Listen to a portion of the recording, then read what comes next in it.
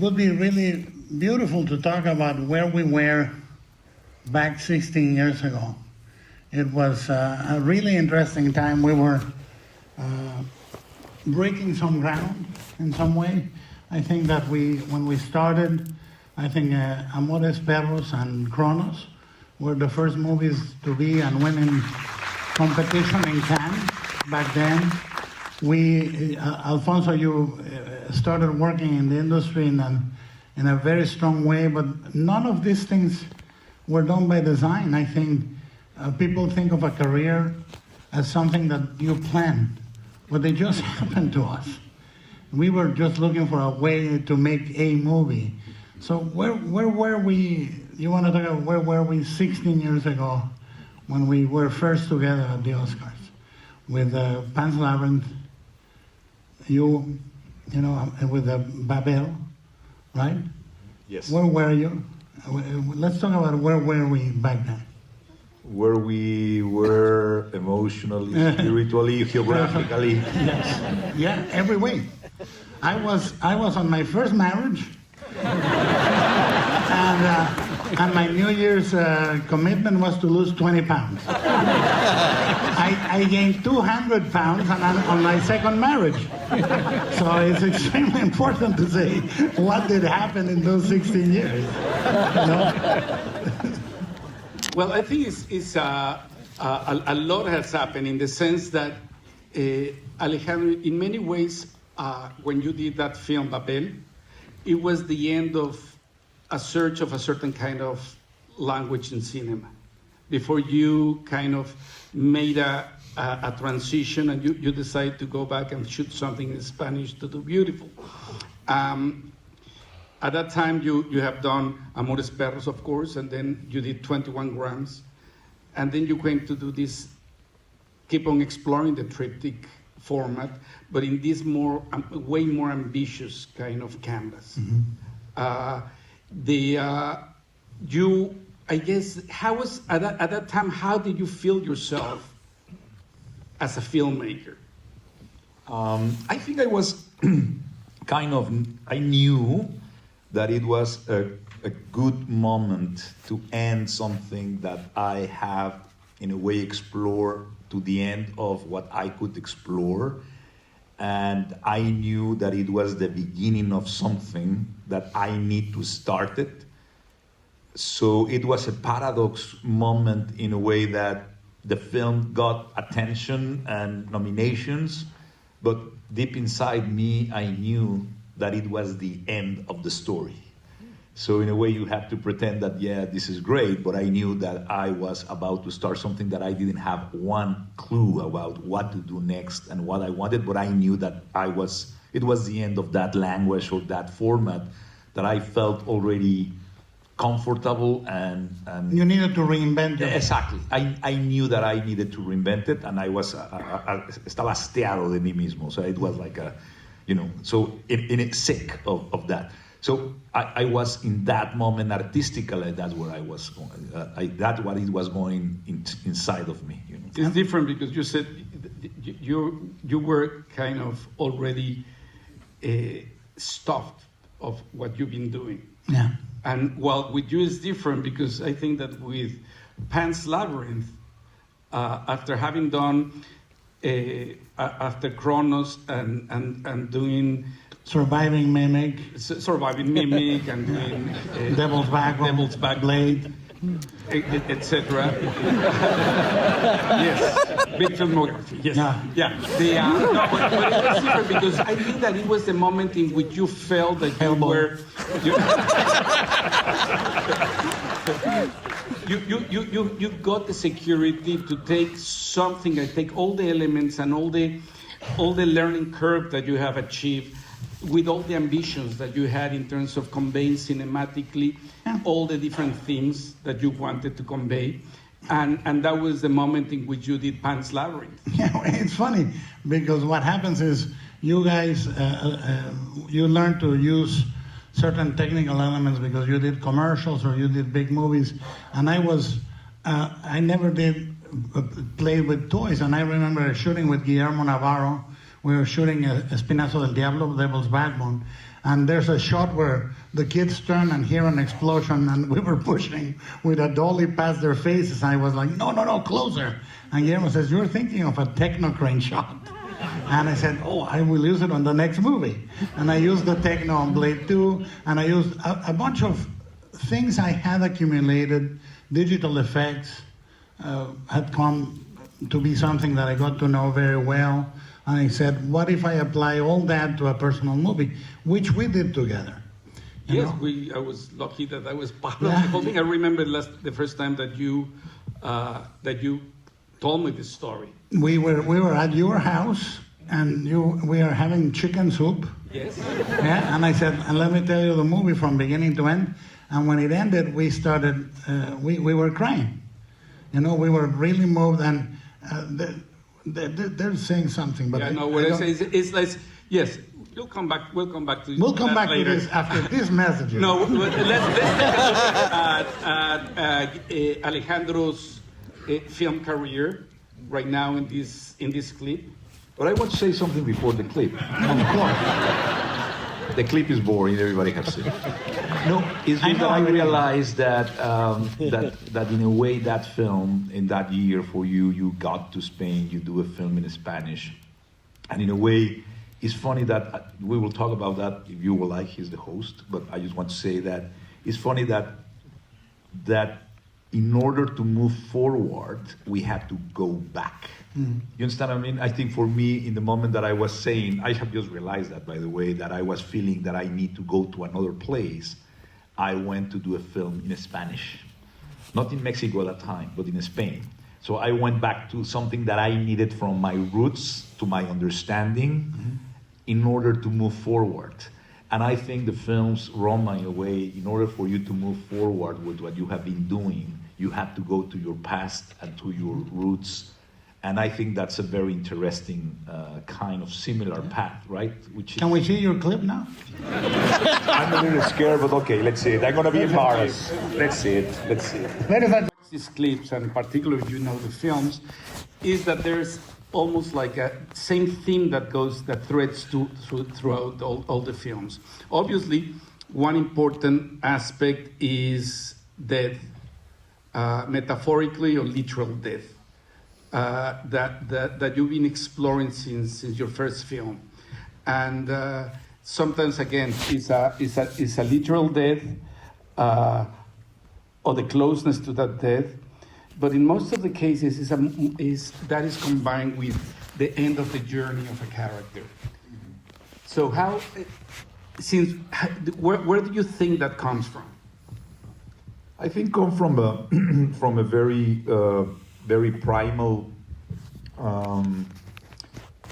fear and consciousness that we all share, that is that no matter which race, nationality, and reach, or whatever political belief, we all will die. So always, since I was a kid, I was always thinking, we all here in this theater, once we will be gone.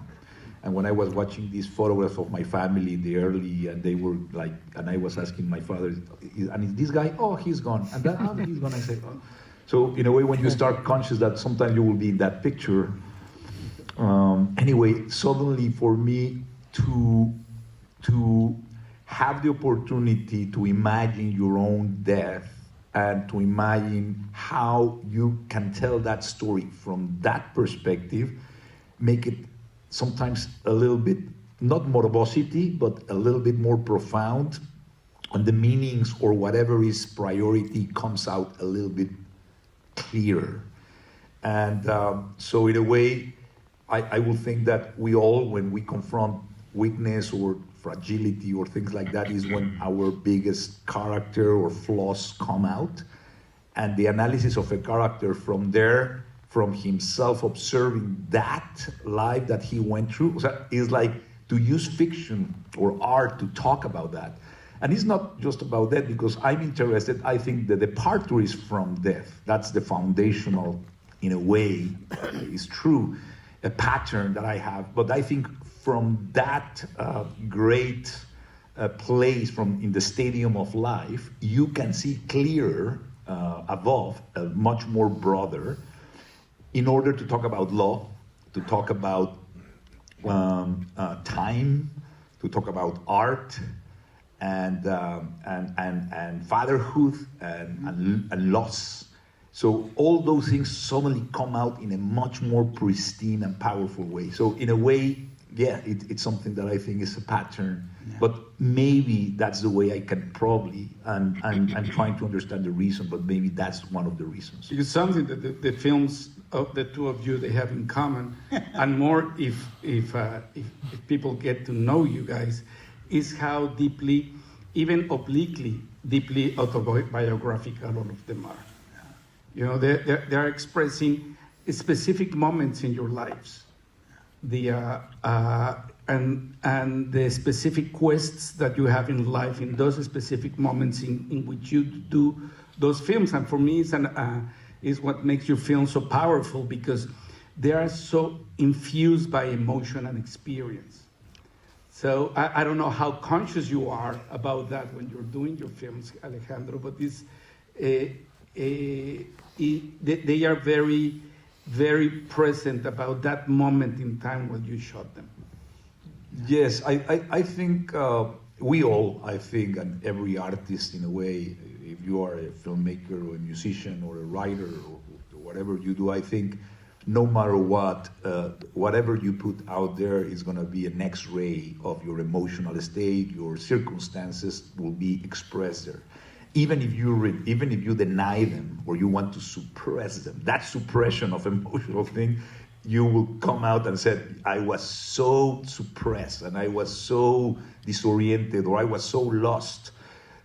So in a way, yes, I think all these films, I cannot even see them, because when I see them, I feel, I sometimes I don't want to see things that I don't want to remember or want to, I mean, those films in a way represent a time in a life.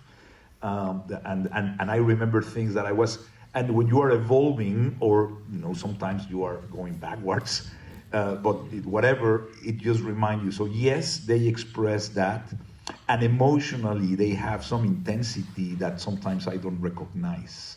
So what I'm saying, I could not shoot Amores Perros. I recognize that intensity in you. Everything he says is intense. When Alejandro talks about when he says about making guacamole, he says, and then you take the avocado and you slice it, and then the lemon gives you his life, and then you chop the onions, and avocado is born. And before I finish the avocado, he ate it. That's why I'm so intense about it. No. I think I want to talk. Well, they're saying something, but I want to talk. Okay. They want to show the reel of Guillermo, so let's go for it. Okay. Yes. Now, can I say something before? Go. In your defense, yes. Yeah. No, two things. I want to talk about the fact that back in that moment, you were in your third reinvention when we were doing Children of Man, Babel, and all that. And I want to talk about it when we come back. And about Pan's Labyrinth, what I will say before we see it, there have been a couple of times in my life, Shape of Water and Pan's Labyrinth, I thought, because people see them and what's he going to do next?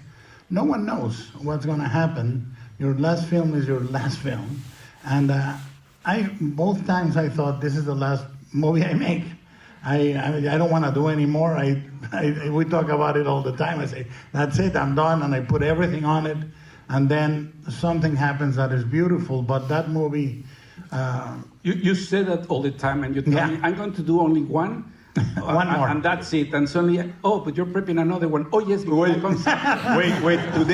Today, Guillermo all the time said that this is the last. And today he was telling me already 3 projects. And let me tell you, but because only one happened. Guillermo, I told you something that made me laugh. Because it's like, Mexicans, we said, okay, the last drink. When your friend said that, you know that it's 2 bottles next. The last drink. Well, ladies and gentlemen, maybe let's take a look at the reel.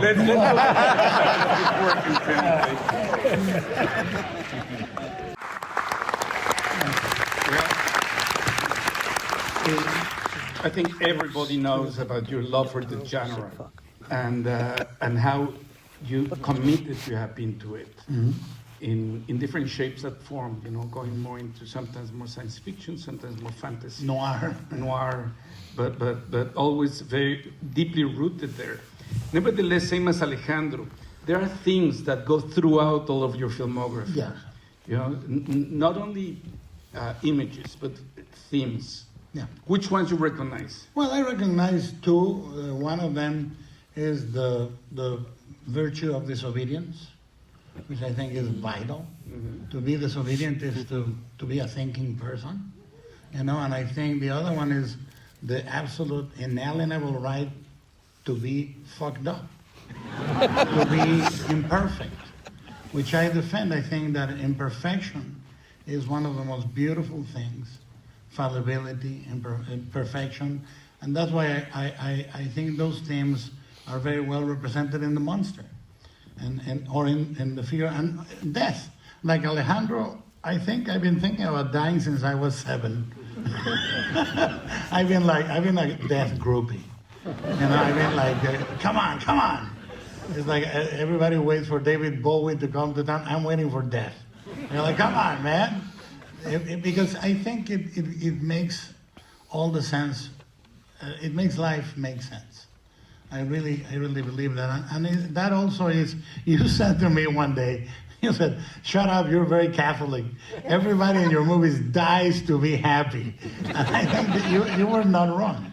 I don't think you were wrong about that. There's something I'm a lapsed Catholic, but a Catholic.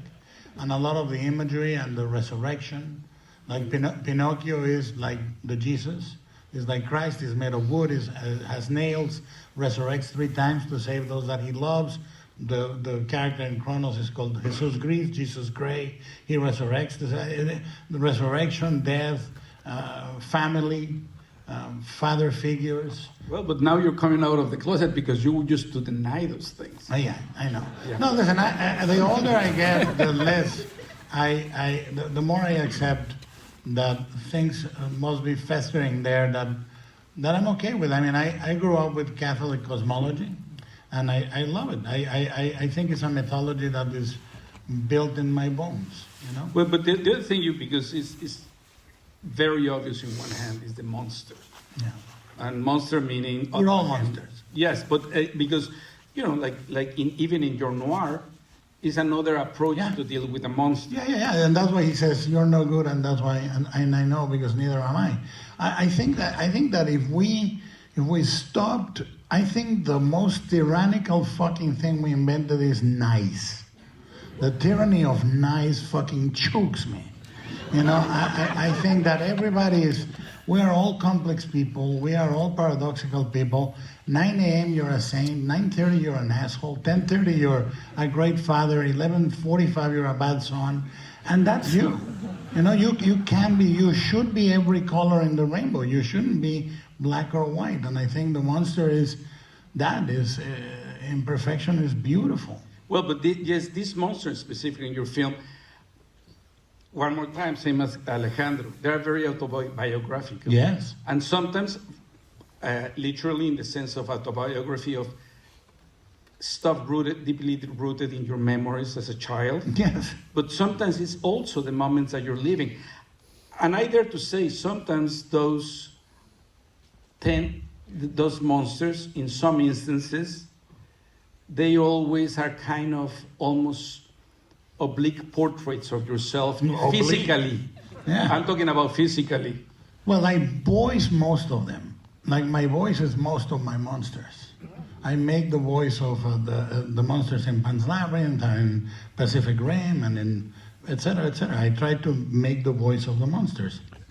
The ghost and Devil's Backbone. And I think I completely identify as that. And I felt when I was born and I saw Frankenstein, I said, that's my Jesus right there. That's what I believe in. That's my saint. But paradoxically, for more monster that you want to be, you have a punish. I have a bad news for you, cabrón. You are very nice, Guillermo. It's a course. He used to be nice, but he's super nice. So that's your punishment. Let's talk about Alfonso. But you know what I was going to say is that we go way back, Maybach. and even we We go back way like back. 150 pounds or Yeah, so. yeah, more or less. More or yeah, less. Yeah, but we go even further back in the sense that we later on discover in life that we have been in the same place watching the same the same films when we were children. Yeah. And those films that we happen to be watching at the same time in the same place, that, by the way, In they were Chapala. engraved in Chapala. They were engraved in yourself, obviously. And you? But even in me, because immediately we start talking about those, and most of them were monster films. Some Alfonso were, likes melody. I love melody. Yeah, it's not so well known. Oh, It's, watch it. yeah, but these monsters, I mean, a lot of them some were Santo contra las mujeres vampiras. Yeah. You know, Of course. wrestler films with monsters. Yeah. But there were other ones that they were just. I think that in that time in Chapala was. I don't know if it was a werewolf film or I don't remember if it was the werewolf. Yes. Or Wolfman, yeah. it was that one, Yeah, right? yeah. Yeah, so it was, and we didn't know. He vacationed in a lake near my hometown. And we ended up watching the same movies in a little cinema there together. We didn't know each other. Well, there you go. Anyway, so now why don't we switch to Alejandro? Of course! Again! We're going to see a scene from Bardo, his latest film.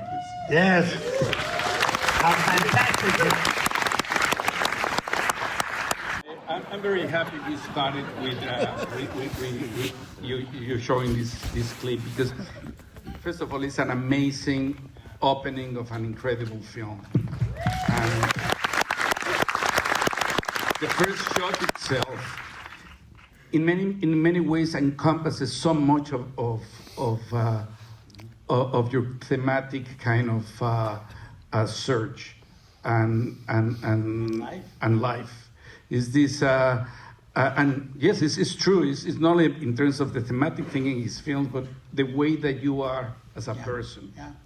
And that's what I wanted to come back into that in sometimes more obliquely, sometimes more directly. Your films, guys, the two of you, are always a reference of who you guys are. And You too. well, probably, but this is about you two guys. So,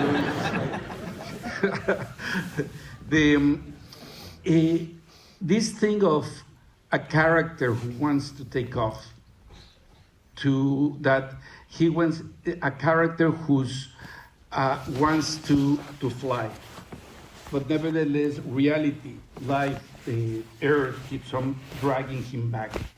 You know, and it's a lot of what you do is that state in that struggle of those big jumps, trying to fly, trying to achieve some sort of freedom and liberation, but it's always dragged back into the earth. Yeah. Yeah, I think, Aren, we are not we all like that in a way. I think that this is a very recurrent dream that I have had many times in my life, by periods in my life, not all the time, but sometimes when it appear many times in a couple of weeks, and then it goes for 7 years and then arrives again. And it's always like that. It's like this flying that it's very close to the ground. And there's something very satisfying and pleasant, but at the same time something very dangerous, that any little bad move can really just drag me to death. And but generally it's a pleasant thing, and there's a sensation that I sometimes can get up a little bit more, but then there's something grounding me. And so when I was thinking and developing this, that came as the natural, with no thinking, as a subconscious image that came up And I knew that that was the beginning. And it was not a rational, metaphorical... And the ending. And the ending. He flies finally. But the funny thing is that it was a scene, as many other sequences, that appear with no signs of rational intelligence or agenda or to be part of this puzzle. It was just naturally came. And I knew that it was the beginning. How or why, I didn't know.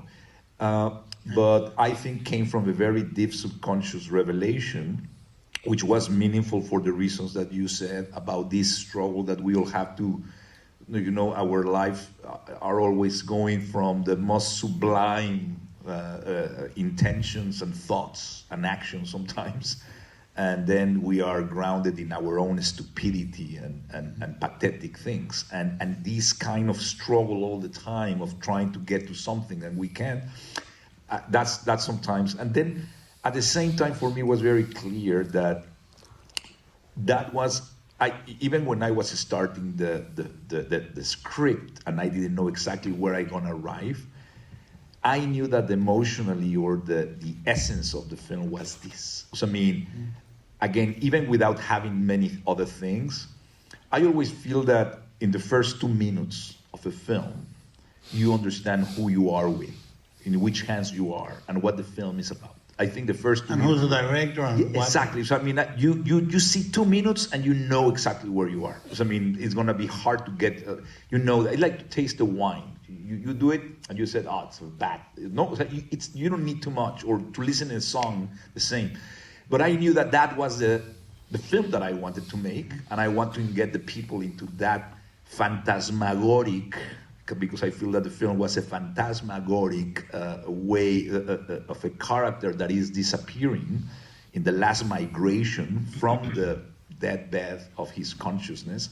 So that was, for me, was something that was so crucial to make this. And this, we had to make it like 4 times because it was so difficult to make this. Timing is incredible. It was so difficult, and I have it in my mind. We storyboard everything, but then how to do it technically took us a year to really nail it, how to make that happen. So anyway, it was some obsession, and I'm glad that you like it because it's the essence of the film. Yeah, but it's just the opening of something that then goes in a very, I have to say, it's very courageous, your film. Yeah. Because without being about you, you're exposing so much about yourself.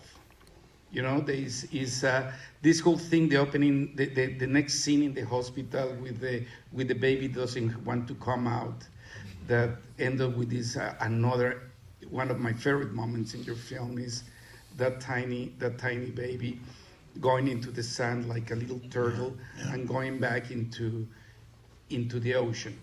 Almost as a new life, and but what you've been doing more and more ever since, probably as we're talking about different periods of transitions that we have in our films, that I'm sure very likely coincide with our lives.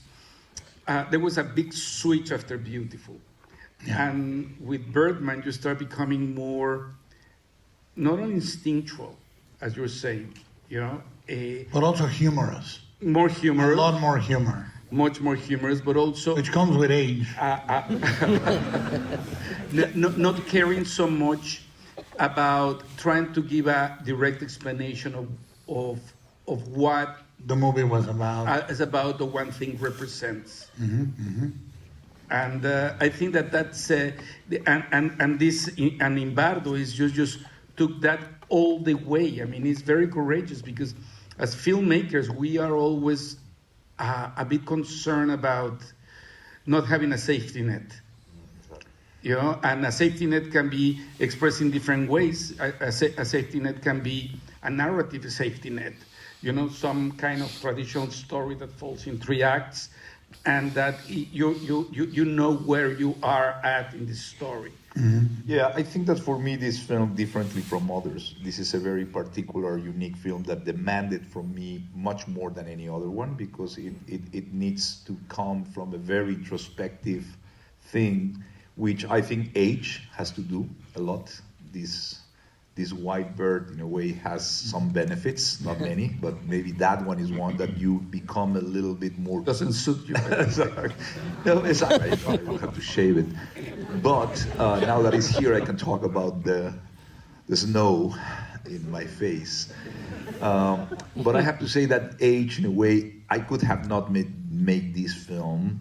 I will not be ready 5 years ago or 10 years ago, because in a way, all these things that come from a very deep personal experiences, some of them, more than factual things, yes, are identified acupuncturally in the emotional moments that I consider that were crucial, as the one that opened the scene, my wife, Maria, which is here tonight, and we lost our son, our second son, Luciano, right after he born. And then, we went to a very traumatic and fragile moment that suddenly when you are young, you lost something, and death is present so fast and unexpectedly, unnatural, that mark. And then we have our second son, which is here too, Eliseo, which is beautiful, and fortunately he came alive from something that was similar to his brother who has the same disease. And we went through 11 months after that to a very traumatic 1 month in intensive care with him in a life and death situation. So in 1 year, we were dealing with the death, the possible death of these two people, those human beings that we love more than anything. And that carry on us through life, through, at least for me and my wife, in a very conscious kind of possibility of that.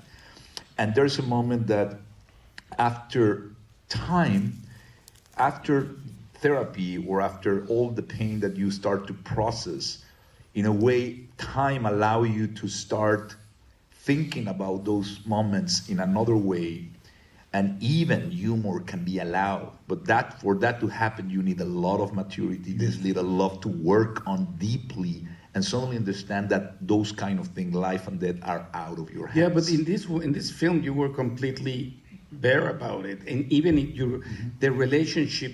Something that touches me the most is the family relationship. But what I'm saying is that suddenly I felt the need to surrender to all the things that I was kind of protecting, and suddenly the bless of this film for all of us, I think for me and for as a family, is that there are some things that you keep, and then when you surrender and let it go. And I think art exists because life is fuck up for all of us. It's not perfect, it's not enough. And art allow you to, in a way, poetry, music, art, in a way, allows us to get something out of pain and liberate pain in a way that I try to, through humor and through a metaphor and through a symbolic, like an allegory. So this film for me is an allegory of my own life, which is not real, is not factual, but is a fictionalized way for me to liberate a lot of things: shame, pain, doubt, fear, but with the fictional elements of the human things. And the most beautiful reward that I have had in this film is that all these themes about family, about fatherhood, about loss of family members, I have found in screenings people that when they see this scene, because most of us have lost somebody that we love, they make their own, and they feel liberated, and they feel a way that let it go such a pain. And that was the exercise that I did with this. It's an exercise thing, and that's why movies exist for me. That's the way it's a cathartic thing. So that was the exercise. And I think humor, as you were saying, is key, because without humor, I will not survive that you cannot, you know what I mean? And again, it's a position that I have in my life, thankfully, and I said that this film is a snorkeling. Other films, I always put people in the dark and in the diving kind of thing, and I was, pressuring a lot. And I think in this film, I wanted to be a snorkeling, that you can be snorkeling and see the depth, but from the light and from the safe net, from the water, and see the sun, and then the grace, and then the dark. But from that perspective, that's the way I think life is. We can navigate through pain, but I think always there's light. That's the way I feel. Okay.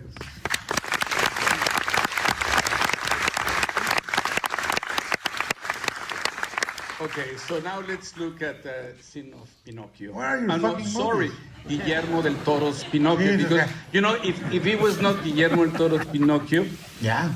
anybody that sees the film would think it's somebody else. Yeah. That's the idea, buddy.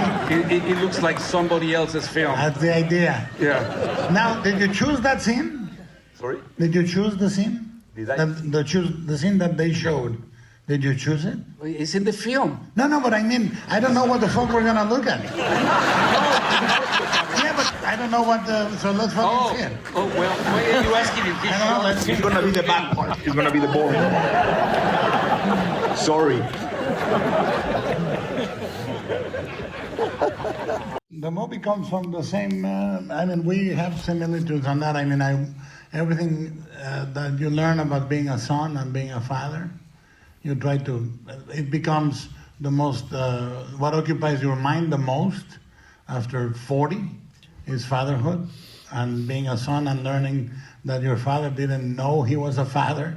He was just a guy, but for you, he was your father, and you cannot understand that you are a father to someone, that you're a shadow in their lives. And I try to make sense of that and many things and to put things that hurt and are beautiful. To me, the most beautiful thing I've ever written is the final line: "What happens, happens, and then we're gone." And to me, is the essence of the one thing I've learned in 58 years that. Is this little time we have for each other that is important. But that's something that both filmographies that you have in common. It could describe his movie. What happens, happens, and then we're gone. It is. And I think there is a lot of self-reflection in movies right now. I think there are a lot of people that are either looking towards their biography in films, be it Empire of Light or be it The Fablemans or be it whatever you want. People are looking back Armageddon time. I mean, these are, because we are in a moment of self-reflection as a race. I really think we are wondering where we're going. I think that we are wondering, and the movie is again about imperfection. It's about, as the cricket says, about imperfect fathers and imperfect sons. Because if we do allow that, if we allow that room to breathe to each other, I think we can live. But if we demand the perfection or authority or, like, no one is a father. No one is a father. Even if you are a father, you are a fallible person. And when you understand that, and I lost my dad after Shape of Water and my mom right before Pinocchio opened, and I was able to see them as people, as, neither saints nor devils. They were just people that happened to be my father and my mother.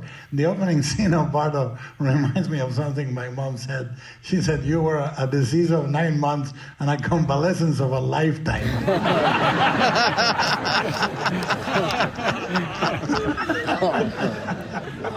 Yeah, but And she has to pay the psychology for 20 years.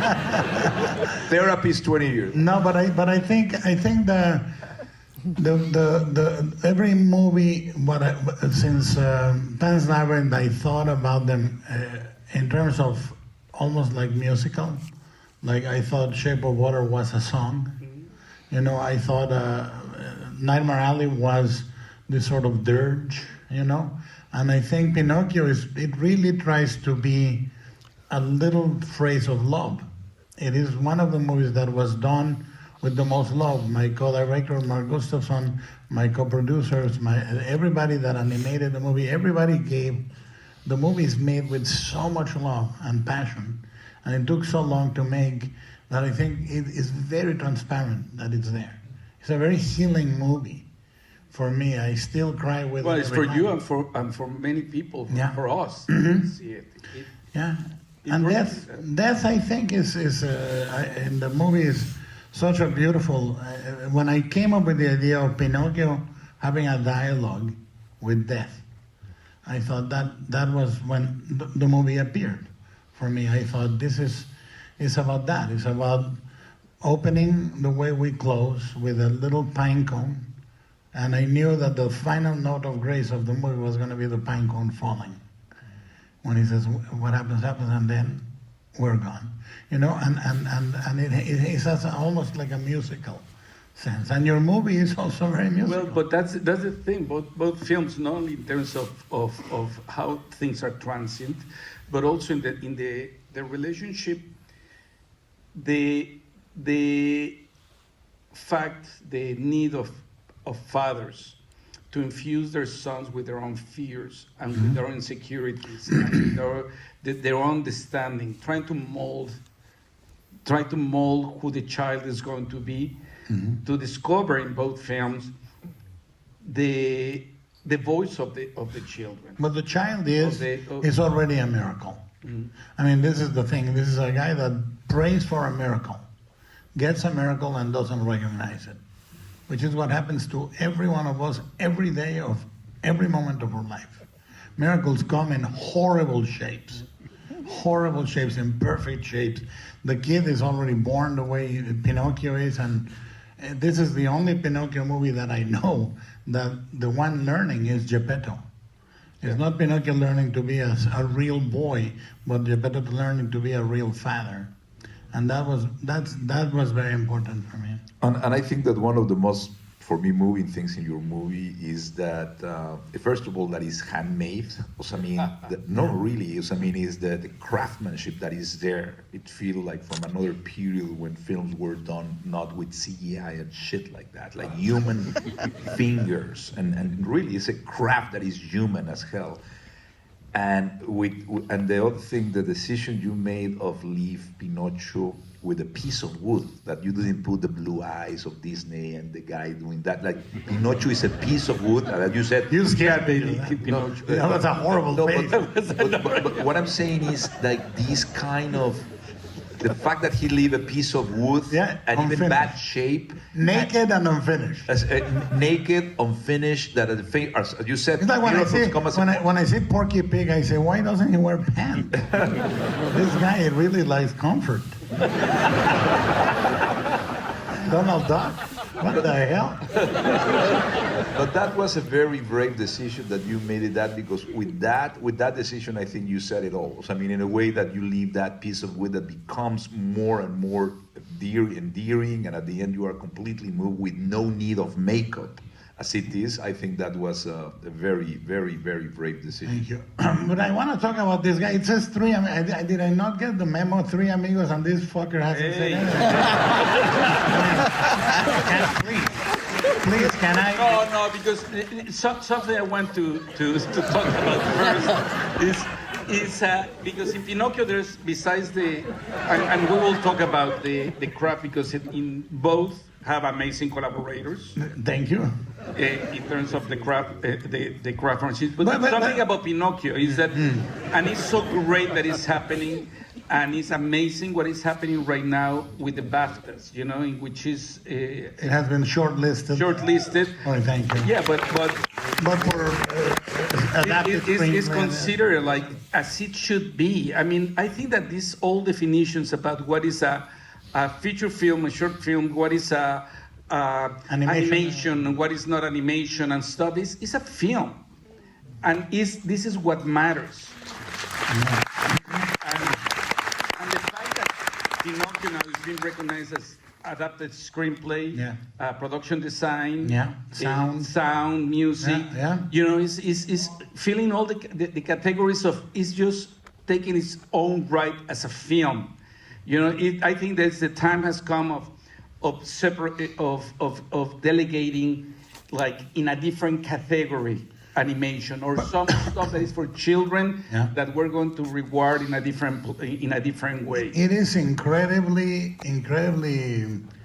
installed in the minds of a lot of people that are in the movie business that animation is a genre for kids. And it's not, it's a medium. And it's a medium for creation of beauty and film and art. And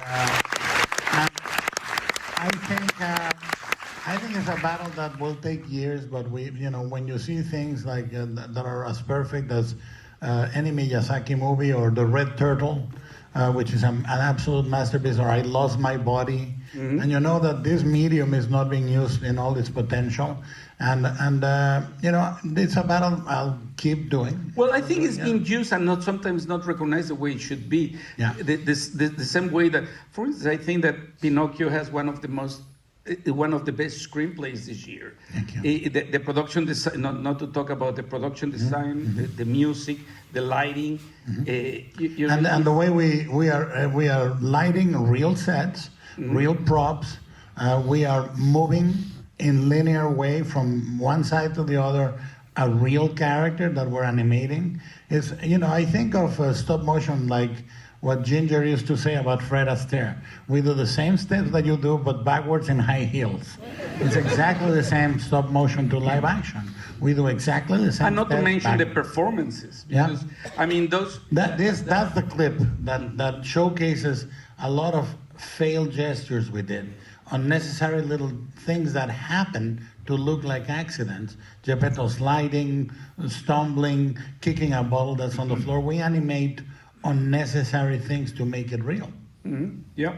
Well, and that's another category is directing. Is that's also that. Speaking of directing. No, speaking of, because we're talking about Banco and we're talking about Pinocchio, and I think that something I'm just afraid of time passing and can I say something? The collaborator. But I will say this. Because our films are nothing without the collaborator. So shut up. And the Two Amigos continue. Now, you have shared some in this specific case, for instance. Now you share same sound mixers, right? Yes. We have the same mixers, yeah. The same mixers, and that you work with. Every time I was going to mix Pinocchio, they say, "Can you give Alejandro 2 more days?" Every time. 2. You were lucky. It was 4. It was yes. And well, he said 4. I was no less than 8. Yeah. No more than that. So but because the thing is, there are certain collaborators that the trio they have been unlucky enough that they have worked with the 3 of us. Kate Blanchett. Well, Kate Blanchett. Kate Blanchett. Eugenio Caballero. Yes. Production designer in Pan's Labyrinth. Production designer in Roma. Production designer in Bardo. Yeah. That I think that is look, all of this stuff that we're talking about, in many ways, are just amazing ideas.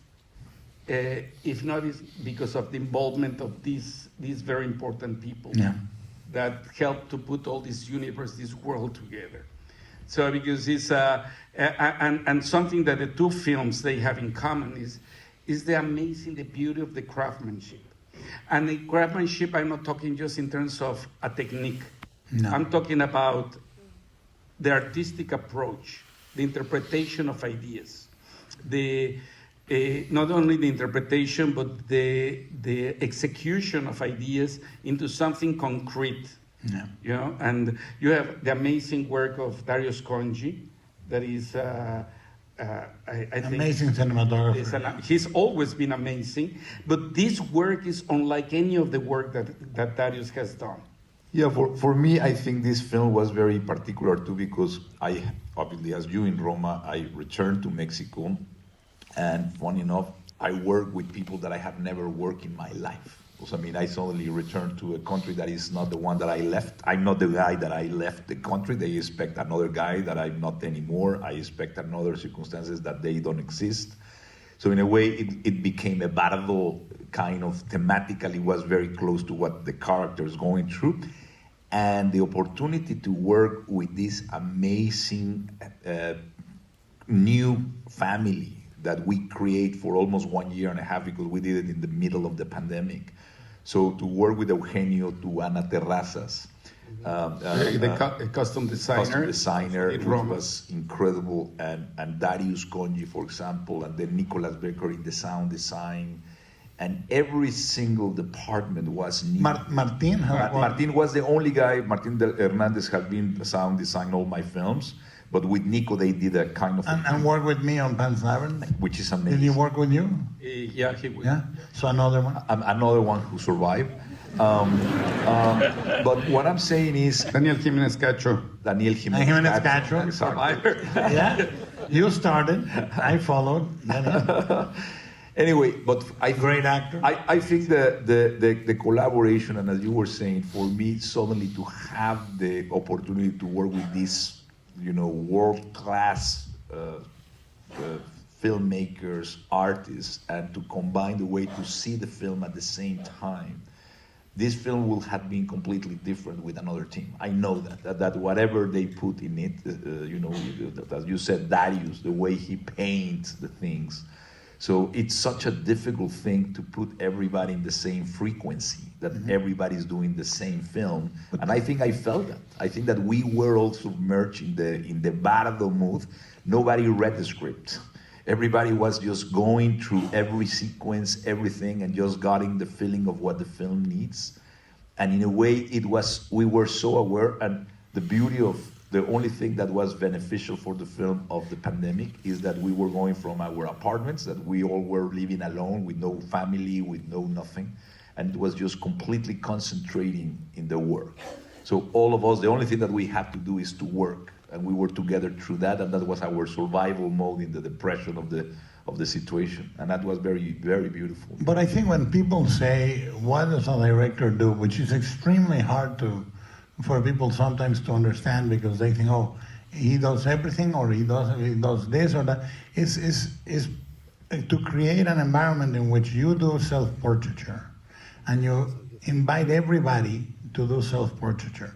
To make the movie their self-portrait for the Darius, for the designer, and that's the difference. Like how Daniel is different in my movie than in your movie than in your movie. Eugenio is a different production designer in each of our movies, but each of them is serving. At the end of the day, all of us are serving one single portraiture, the self-portraiture of the movie, and that's the beauty. The director is the only one that talks to the movie in a way, like directly, and tries to invite everybody to talk to it, to be part of that. And I think these collaborators are vital because they give voice to the movie in different ways than you. Well, but in Pinocchio, that you're working in stop motion. Yes.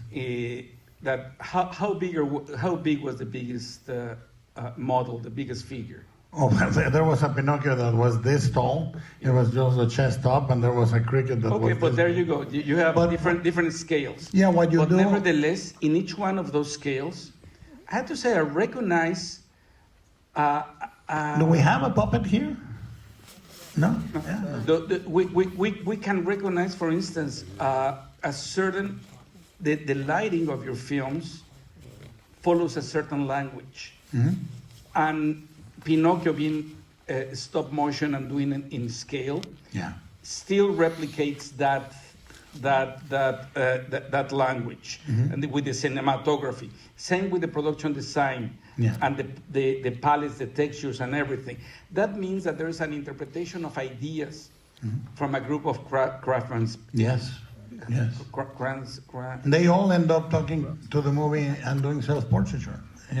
On the beginning, only the director talks to it, and then you invite everybody. Come and talk to the movie. You introduce them to the movie, and everybody starts talking to it. And at the end of the day, the mission was this, and one of the reasons the movie took more than 15 years to get made ultimately, but about 10 or 11 years of rejections. Everybody passed on this movie. Everybody said no.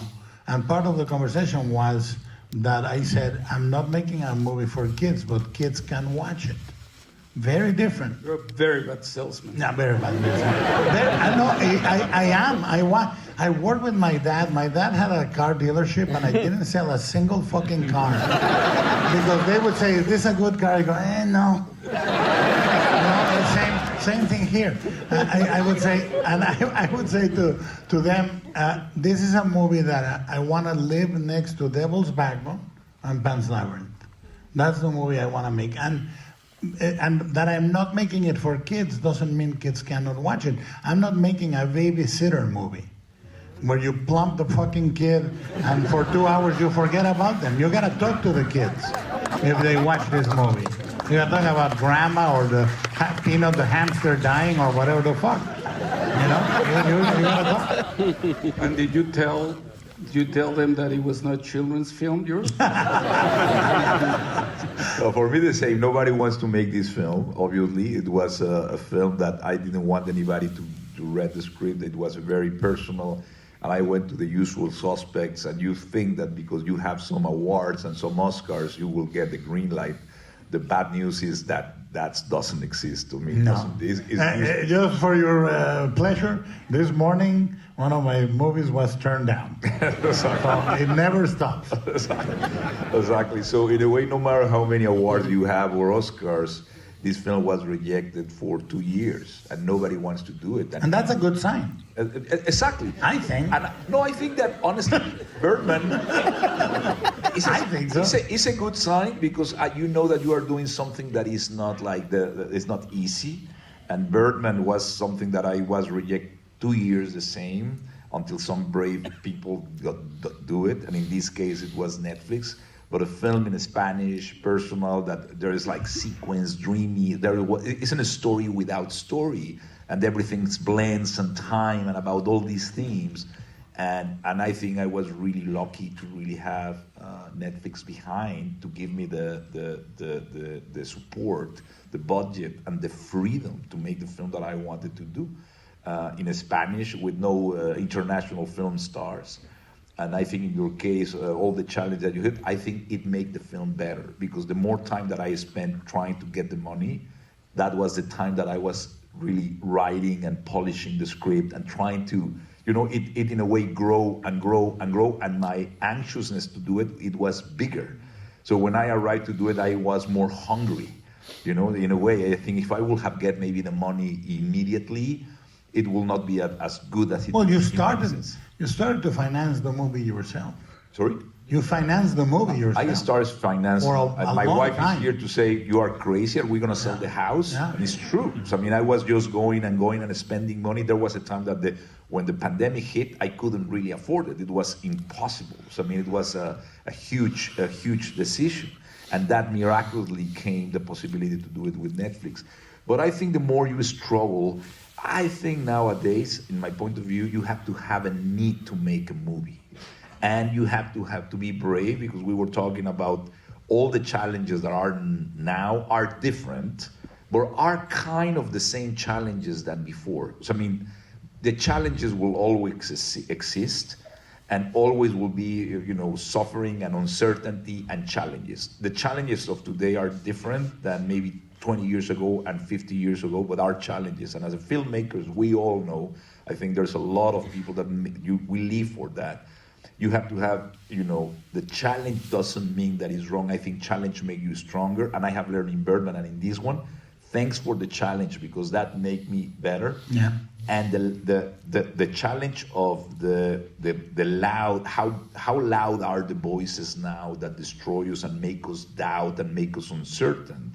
We just have to be courage, the courage to be ready to be disliked and to say the things that we need to say the way we want to say it with no fear of whatever they're going to say or whatever rejection. Rejection is actually it can be something very positive. I like it. Look at me, I like rejection. I like it. It's an stimulant. I think for me it was a stimulant because I was saying what is wrong because it's a laxative. It's Imodium. I think it's true. But anyway, I think that... It says wrap up. Well, hold on. Before we wrap up, can I say something to you first and to you both? We were supposed to talk about ourselves and this and that and Three Amigos and all that advertisement. I want to say to you, I admire the fuck out of you. Both of you. You guys, when they say, well, but what is this about? I think it's about love, because I love you, and it's about admiration because I admire you. And you inspire me. Every year of my life, we've been together professionally since the beginning of our career, and you have always inspired me, and you've always been a companion, a teacher, and a brother. Thank you. I want to add in that home that for me. Tell me about the avocado. You ate it. You ate it, my friend. Many of them. Before I finish my avocado with a tomato. I have to say that the way I met both of them, Alfonso and Guillermo, it was through, they start earlier than me. They have already films already made when I was just even thinking to start to make something of 1 hour for a TV pilot that I wrote. And the first thing that I did was try to approach to Alfonso, and I was scared because he was already preparing great expectations. He was living in the Chateau Marmont. He was already a big shot, and I was just this poor kind of guy. And the way he got me, the way he received me, yeah. Okay, they are laughing about me. They're gonna tease me, but I have to say that the way he behaved generously, he 2 minutes. Okay, since the first moment, he offered me that hand and that advice, truthful, tough, and generous. And since that day, in 1995, that has been exactly the same. And with Guillermo, the story, you already know that, editing Amores Perros 8 months and lost in the thought. He, without knowing me, he went to my house, flew from Guadalajara. From Austin, Texas. From Austin, Texas, okay. Okay, the ticket was expensive. But what I'm saying is that he really helped me to find out, the final cut of Amores Perros. And since then, generously has been basically the pattern. And for me, the blessing in my life as a filmmaker in such a privileged job that we have, but so tough and sometimes so lonely, to walk this path, never lonely in your life, always with 2 friends that can hold you in failure and can celebrate with you in success. And to share these stories, for me, these 2 guys, without them, I will not exist, guys. Okay.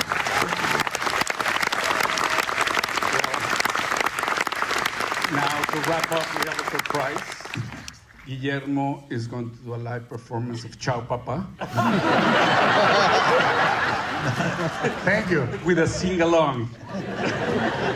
That is not true. No. I think it wrap up. Okay, guys, I really appreciate you coming here to this conversation. I'm so happy that we're celebrating these 2 guys and these 2 amazing films. Thank you very much, and hasta la vista, cabrones. Thank you very much. Gracias.